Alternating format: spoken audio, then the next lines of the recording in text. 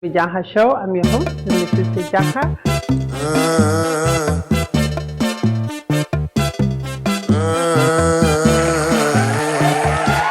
Hello fashionistas, welcome to the Janha Show. I'm your host, Mrs. Janha. Before we get this party started, let's take a look at some of this season's fashion must-haves.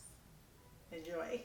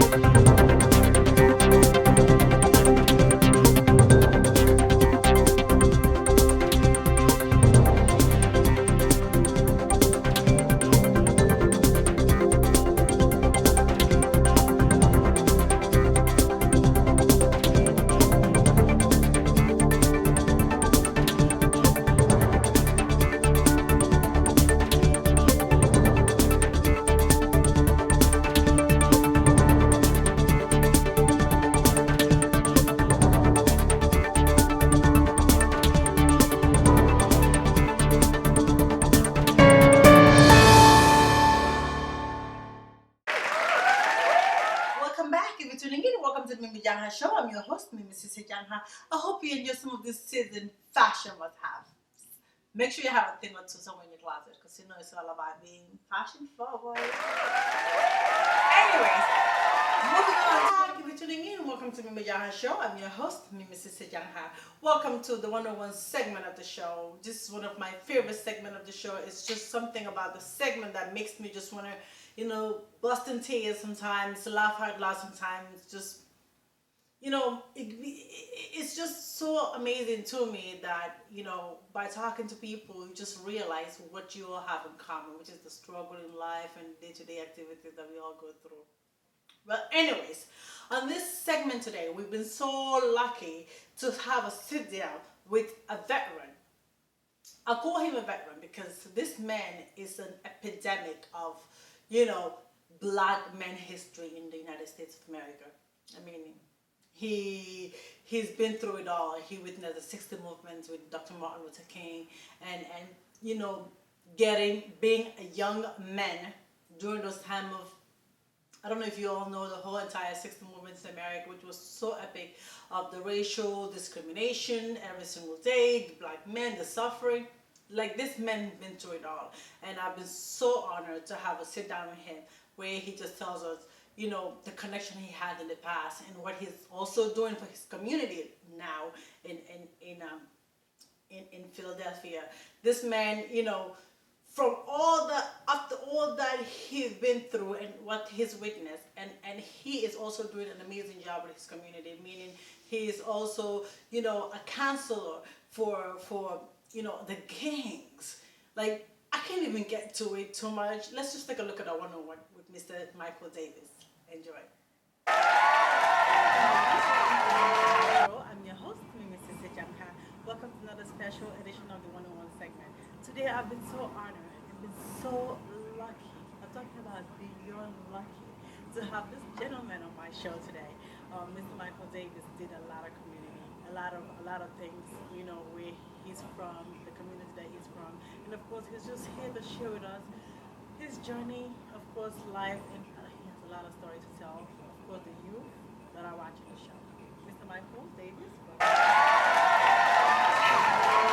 Like it's really, I'm the one who's lucky Oh. to be here in this setting with such a talented and a very smart and beautiful woman. But Thank I'm you. going to try to stick to I'm this. blushing. You see, he's getting me really blushing right now. So, Mr. Micheal, if you want to Yes. tell our audience, who is Micheal Davis? Let's see. Let me see if I can give you the short version. I'm Micheal Davis, and I grew up in Philly. Now live in Jersey, but I grew up most of my adult life in Philadelphia. Did a lot of different things. In one sense, you could say I wasted a lot of my life having fun. That's a good thing. Yeah, well, it is. I did enjoy it, but basically always liked fast cars and pretty women.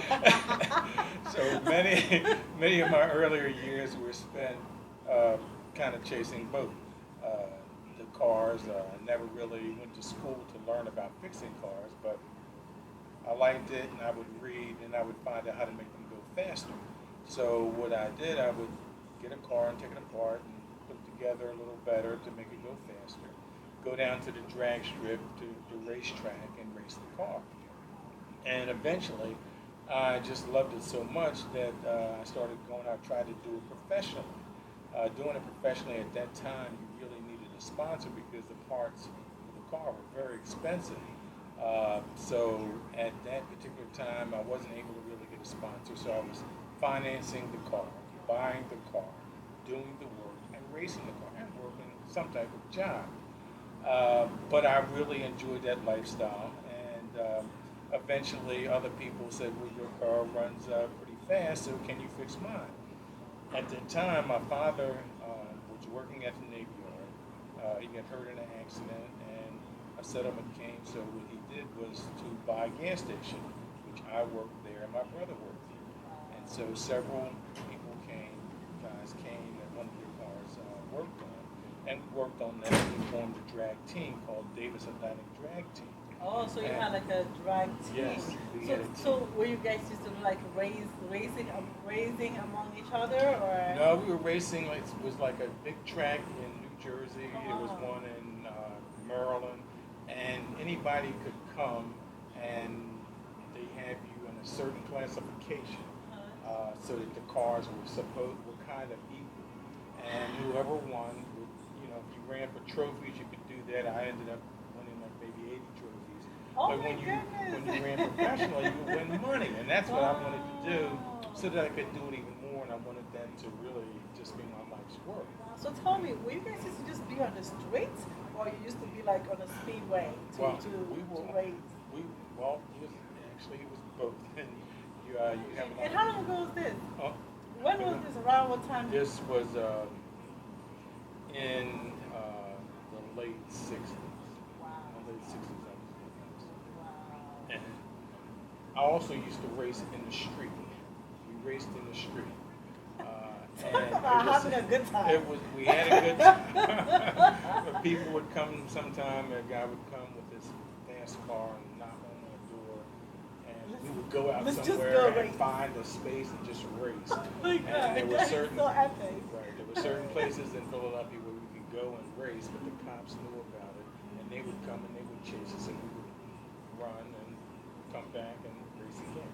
So street racing and track racing. Track racing. Wow, isn't that amazing? I wish we could just do that now. I- It's so much fun just walking It was and a saying, lot of hey, fun. girl, what you doing? Let's just take a ride. Okay, girl, let's just hit it. It was a lot of fun, you know, and I still love fast cars, but I can't afford to have a race car. But you know, even my sedan now, Oh, nice it's car. pretty fast. Yeah, well, it's a BMW, you Oh, know, wow. and but it's the big one, but it still has a good engine and Good it runs engine. pretty Tell me fast. about this So I kid. still love fast cars. I go to auto shows and whatnot, and I Oh. may eventually get a race car. Oh wow, listen, whenever you decide to, let me know. I want to stand right there and be like the lady, the ones that hold the flag. The flag lady, yes, flag right. lady. Yeah, 'cause you want to distract all of the races because you look so pretty. Oh my God, I gotta tell you, he is so amazing. He gives me the most amazing compliment. I can tell the So- truth. That's all I do. I have So to. tell us, Mr. Davis. I know, based on our conversation that we had, you also mentioned about something that you did in the past, Yes. which was, which really intrigues me. And I think it's such a big deal to our community now, especially when it comes to the gang-related issues. You mentioned something about you were working hand in hand with the gang, especially the juvies, Yes. where you pretty much was like their Social worker. the social really, worker, Yeah. which I found, I mean, more scary, if you say, and the fact that you did that, I think is such an amazing thing. If you can just tell our viewers a little bit about that experience of yours, working with gangs and stuff like that. Basically, my father lost a gas station, and he went back to the Navy Yard where he worked. My brother went to California. He just got a job that paid his way to California, and suddenly I had no job. And me and my brother had lived in an apartment together. I left home when I was 17. Whole story behind that, but we won't bore you with it. Anyway, I just jumped in my car, packed everything I had, and just drove out to California. But when I came back 3 years later, there was this big gang problem. There were like 60 or more gangs in Philadelphia, and they were fighting, they were gang warring, they were killing each other. And it was terrible. It seemed like there were all these gangs. When I grew up in Philly, and, it was like the Crips and the Bloods, but they weren't as armed. They didn't have as many weapons as they have now. And it was usually about turf, about every gang had a corner that they associated with. And so one corner would talk to another corner, and their argument would start. They would have gang wars. So I was really hurt by it because I grew up in Philadelphia, and I realized that if it wasn't for God, I probably could have been killed. There were many situations as a young person, going to parties, going to public schools in the inner city. Things could have happened to me. Some things did. I did, some things. But I haven't killed anybody, anything like that. But I would protect myself. I learned many ways of how to protect myself. But I had a high temper. Anyway, I came back from California, and I felt like somebody should be doing something about it. I saw an ad where the city of Philadelphia wanted to hire some gang workers. And these gang workers were more like social workers. We didn't have any weapons. They would assign you a gang. You would go out and meet the gang, and through a relationship that you would have to develop, you would try to encourage the gang to do more constructive things, legal things. Legal things, right. So you're telling me that something is legal again? Yes. Well, I mean, like, shooting other people is certainly not legal, but I meant, like, go back to school, right, get a job or something like that, but stop the violence. And that is what I did kind of on a nightly basis. If a youngster, like, dropped out, was suspended from school, I would go take him to school. If a youngster got in trouble, a lot of times I would go to court with them. And through that type of activity, I began to get a relationship. Went out into the field, I met my gang, we did have a relationship. I think I helped I think I helped save some lives. Unfortunately, I some lives were lost. Gang members were killed. They were shot. They were stabbed. I went to a lot of funerals. I went to a lot of hospitals for hospital visits, and I did it for about 7 years. Ultimately, what took me out of it is that I took a vacation because when I took a vacation, and when I took the vacation, a coworker working with his gang was trying to mediate, trying to talk sense into my gang. So it was his gang and my gang ended up shooting him in the head, and he died. He was 27 years old, and they were trying to shoot another gang member, but they accidentally shot him. At that time, his gang decided that you shot our worker, my gang shot their worker, so they wanted to kill me. So I found myself walking around with the gun to protect myself. I took a couple weeks off just to try to clear my head. I went back to work. I was back to work 1 week, and You were helping them first.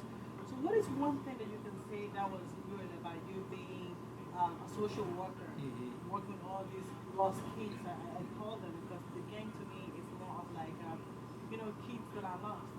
yes, That don't have they are any lost. solution. They are So lost. you being, a social worker and you're devoting your time helping them out. What is one thing that you can say that you are proud of? I would Being a say, social worker for the yeah, gang.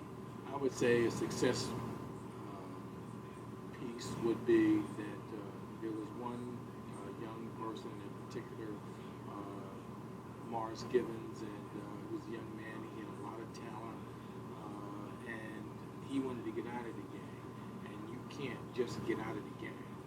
And I was able to get him, early morning, like 5 in the morning, to the airport, where he flew to California to live with relatives, and he's one of the ones that escaped.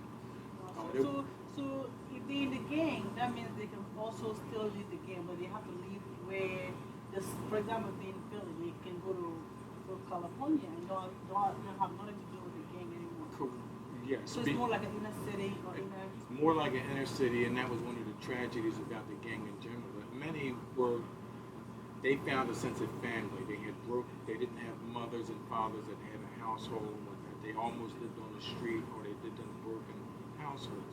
And they found the togetherness of a sense of family in the gang that they did not find at home. And that's one of the things why they stayed together. However, one of the rules is that when they try to leave the gang, they get beaten or killed. They don't, once you're in for life. That's how it is. However, many of these young people, that ranged up. I think my oldest person was maybe like 24, 26.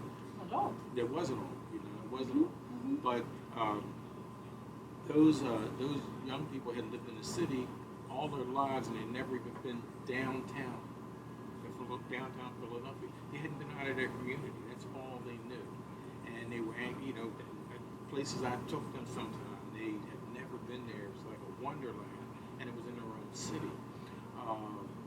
It's just a sad situation because you see a lot of young people who are just going to waste. They have talent, they have very few dreams, and very little politicians. This is going a long way. Tell me about an incident that happened to you. I I know will tell you about I'm this trying to incident. catch it I up will on tell you. camera I will- because right, it was like a I will- momentum I will when you tell told you- me I will about tell you about you this incident. and Martin Luther King. Yes. May he so rest in peace. Right. He's one of the greatest men that God created, and he gave us a lot of opportunity. That's the reason. When you talk about United States of America and Black lives, all you could think about is Dr. Martin Luther King. So tell me, the day he passed and your experience that day, 'cause I think Yes. it's such an epic moment Yes. that I think people need to hear It's your story and how you were affiliated with him. It was epic in my life, that's for sure. As I mentioned, when I drove to California, it wasn't just straight through drive. Although I never stayed in a hotel, I just drove into country from Philadelphia to California. And when I got to Missouri, I had all my things piled up in the car, and the car was kind of a flashy car. It was very easily recognized, and it looked like Nice a fast cars. car. It was a nice car. I used to buy brand new cars and then work on them. Anyway, the state trooper saw me coming the opposite way. He turned around and pulled me over. When he pulled me over, I had an expired license. I knew that. That's one of the things that, I said I want to straighten out my life in California. So when he pulled me over, he asked for my cards. I pulled out I went through, all the things that I had in my pocket to pretend that I had a license on me, and I'm in a jail in the South. So this was Before like pretty much. Yes, I Oh felt my it was. God. So I you knew were it was done. bad. I was done. I saw that in my same cell, in the cell with me, they put me in a cell, and there were two white guys in the cell. One white man was drunk on his own porch, and he received 30-day sentence. Another white man was stealing chickens, and he got a 60-day sentence. So what were they going to do to me, a young black man with a flashy car and no license? I didn't know. I stayed in jail, and the next morning, when I was going to be going to court to find out, how they were going to the charges and how they were going to proceed with me, the state trooper came and opened up the cell and said, "Hey, you got to go. Martin Luther King has just been killed. He was killed last night, and we have to go. All the state troopers have to go to St. Louis, Missouri, because riots are going to start, and so we just let you go, and just because this is what we have to do." And so every time there's a Martin Luther King's birthday comes around, I think about that. Unfortunately, and not by design, but I was freed by his death. Literally, my freedom was regained because of his death. And so that was one of the milestones. That is an epic moment. That's an epic moment because, being a young black man Yes. and that incident happening, and then you're being free. Yes, So that would have been like a huge charge. It would have. I could have done ended your many life. years. I could have done many years, and even life, because they were sentencing some people for during that time for life. One more thing that is probably interesting in that, and it has a little bit to do with Martin Luther King, but my son was going to Philadelphia schools, and and he was very bright, and he was passing tests very easily, but he was lazy. He didn't have to work hard. And so I wanted to put him in, I wanted to put him into a special school that was a magnet school, a very good school, but only a few people can get in. And so when I went down to the Board of Education and asked to speak to the superintendent, the top person, who was a lady, Concelor, I was told that I didn't have an appointment, I could not see her. And so I said, well, I have to get my son into the school. So the next day when I came back, I took my lunch, I took a book, and I told them, no, I don't have an appointment, but I will be out here, and whenever she can see me, I will. And after about 4 hours, a person came out and said, Mr. Davis, your son can go to Masterman School, and the principal will be looking for him tomorrow. That was the best thing that ever happened. He went from that school to Central High, which was like number 3 in the country. He won a full scholarship to Morehouse, that's where Martin Luther King went. Right. He won a full scholarship to Morehouse, graduated with honors, and in fact, he was here last night to visit me. No, So that's always nice. Good. So that's a good thing that happened. That is amazing. That's amazing. I mean, you're a proud father of Oh, yes. everything that you went through. So talk to us. I know we're about to wrap the show. Mhm. Okay, right. But I talk a lot. just tell me a little bit about your intake on the current situation that we're having. Of course, with police brutality, because I know you went through 60, Yes. and you see the whole Martin Luther King, the march, Mhm. you witnessed everything. Yes, I did So march. tell us a little bit. You did march too? I did march. So They tell had us your rallies. experience about that. Well, I would say not actually a march like rallies. When I got to California, the Black Panthers were active, and it was very militant, and I worked in a shipyard, and in the shipyard it was like all white. The jobs were good. They paid good money. What is good money? Well, back it in the was, days? I would say by today's standard, probably like $1,500 a week to start. $1,500? Yes, a week to start. That's Right, good money exactly. now. but That's great.